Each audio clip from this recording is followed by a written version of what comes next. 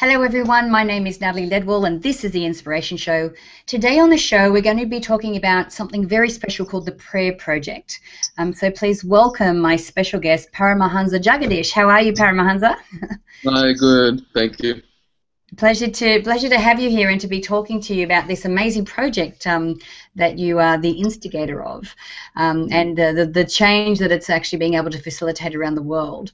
So before we get into the exciting part of our show today, why don't we talk a little bit about your background and how you got into doing such an amazing project? Okay. Well, of course, coming into life, I had a profound spiritual, like, enlightenment experience or liberation, experiencing liberation when I was around 4 years old. And so that led me into the spiritual life.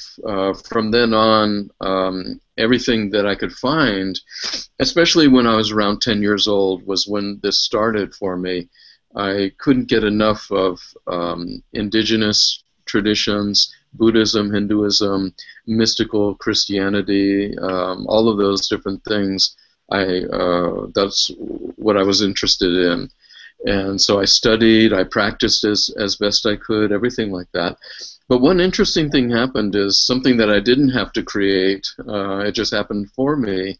But when I was around 4 or 5 years old, again, my mother started learning the sacred hula dancing of the Hawaiian tradition, the Hawaiian spiritual traditions. And so from when I was a toddler, I was listening to the Hawaiian music, and my mother would perform the hula dancing in front of us kids and explain, you know, the moves she was making and stuff like that. Excellent. So you have to elaborate a little bit on your spiritual experience when you were 4. Well, I just, some circumstances came up for me. I was in the backyard of my house, and there was a large hole that was dug out by the family dogs. There were 2 dogs. And I was peering into the hole, and I was, 4 years, 3.5 to 4 years old, and my brother was off to the side, and he was tinkering with a bicycle, and I was trying to get his attention as I was looking through the hole, peering down into the hole. I was saying, look, come over here, look at this hole, and he didn't answer me, but my awareness was split into these 2 areas, so I lost my balance, and I fell into the hole, and I tucked my head, and I rolled down into the hole once, and I ended up in the bottom in a type of yogic sitting position. And so you can tell where this is going. Most people can understand this. I looked ahead of me, and all there was earth. I looked to each side, and all there was this earth. And then I looked above me to the juniper tree that was above me. And as I was coming back down and looking back here, I think before even I saw the earth again in front of me, I went into this light, this bright light.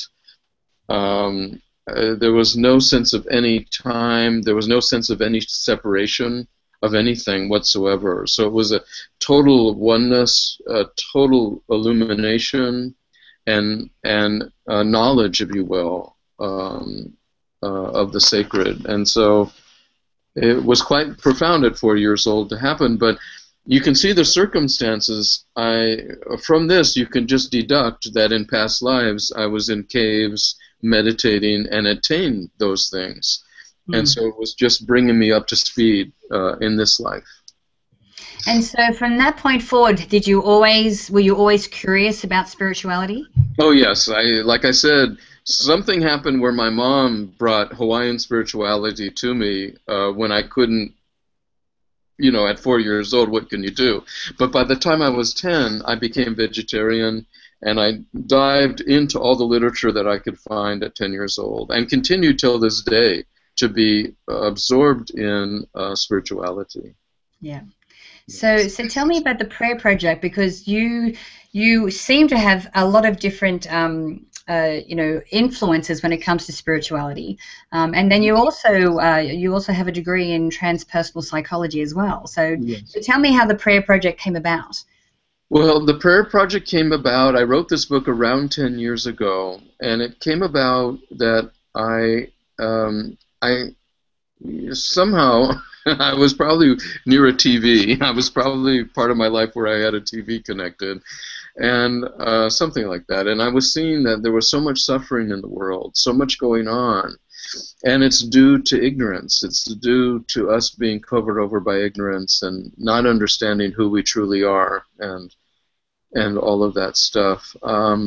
So I thought, well, I have to do something. I have to do something to put something out there, and maybe it'll take off, and maybe it won't. But I have to do my share. I have to do something. And so even though the book was written so long ago, I never felt it was finished. There's so many other things I want to put into the book. But you know, little things at different times and stuff. And sometime when I'm, you know, have a year where I can just Focus. focus, right? Focus on it such a deep level, then I might elaborate and put some more things in the book itself. Excellent. So when you say prayer, I mean, you're talking about, is there one kind of doctrine, or one, you know, what's your interpretation of prayer? No, prayer is everything. Prayer is meditation. Prayer in action is bodhisattva activity, benefiting others in whatever way you can, in humility and care and concern. And then there's formal prayer, you know, where we say some things, where we concentrate our mind, where we reach out to the divine, and we ask the divine to intercede and heal this planet, not the planet, heal the human beings on this planet, so that the planet doesn't have to go through climate change, the way climate is changing and causing so many things. I mean, in a way, the earth and the climate is responding to the havoc makers of the planet, which are the human beings. So... So is there a specific way or a proper way to pray?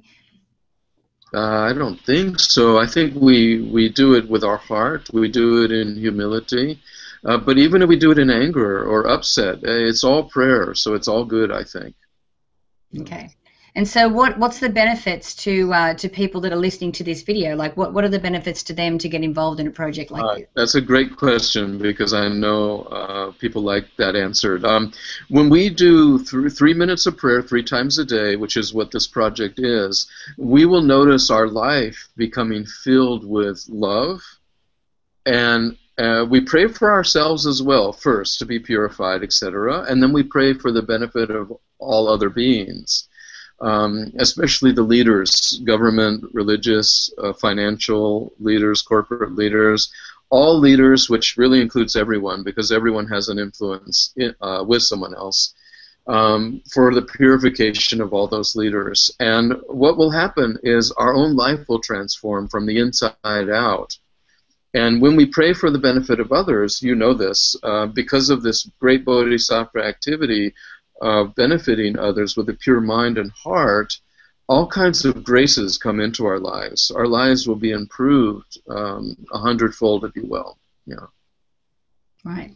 So is there a specific time of the day that we should do this? The reason I'm asking this, because if you read something like The Field or The Intention Experiment by Lynn McTaggart, I mean, scientifically they've been able to measure that if we all have a certain prayer intention at the same time, it actually it's way more powerful. So is there a certain time that we should do this?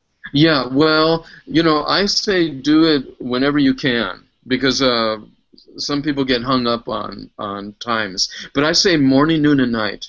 Morning, noon, and night, put in 3 minutes of quality prayer, of heart concentrated prayer with love. And then you know, people will probably find themselves taking 30 seconds to 3 minutes, maybe 20 to 30 times a day, whenever they want to, because they feel that love expand from their heart outward. And that's what we're going for as well. People who will do it 50 times a day, even if it's 30 seconds, connect and ask for divine intervention. Yeah, I mean, what you're explaining is actually being able to incorporate a spiritual practice, so that we have that connection to the divine, or to, Yes. whatever you'd like to call that. Yes. Yes. Huh? And Yeah, like a formal practice that you do, and then a spontaneous practice that you do that the rest of the day. So yes, exactly. great. So I know that you have the book, but you also have a website as well. So with the prayer project, is there something that people can get involved with as a group, or is it an individual thing? We're working towards a group. It's hard to organize with just a few people involved, but we have the prayer-project.com, which leads you to stewardshipofthesoul.com, and there you can do a pledge. I'm going to do this practice. You can, and there's other things that we're creating. Hopefully, eventually, group stuff.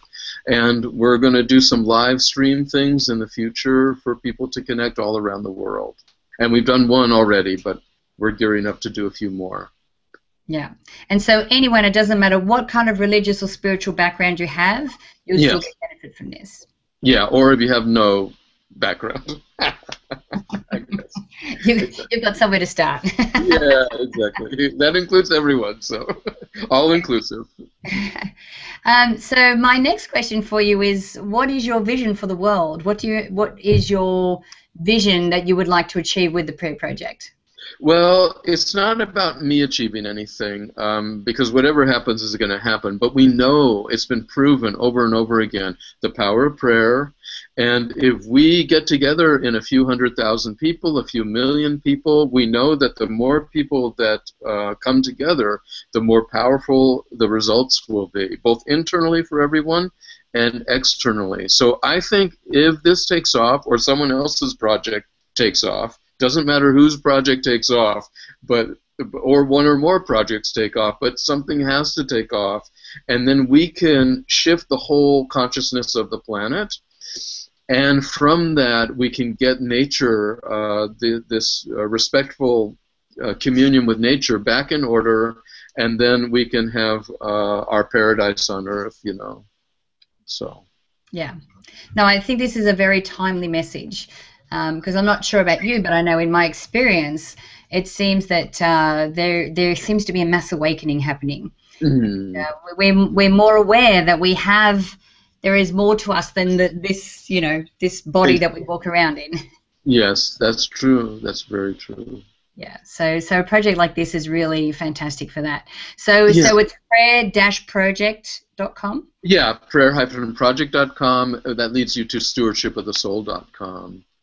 Wonderful. Wonderful. Well, it's been an absolute pleasure having you on the show today, and thank you so much for sharing this project and to get it off the ground. And, like you said, it's not about you, but the project itself, I think, has so much relevant meaning for what's happening in the world today. So thank you so much for the work that you do. Thank you. Thank you. Great. So guys, look, I encourage you to share this video. You can do that by clicking the Facebook and the Twitter share buttons on this page. Also, make sure you download the app if you haven't done so already, so you can watch the shows on the go.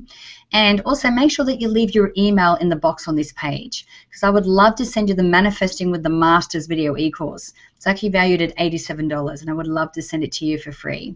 So until next time, remember to live large, choose courageously, and love without limits. We'll see you soon.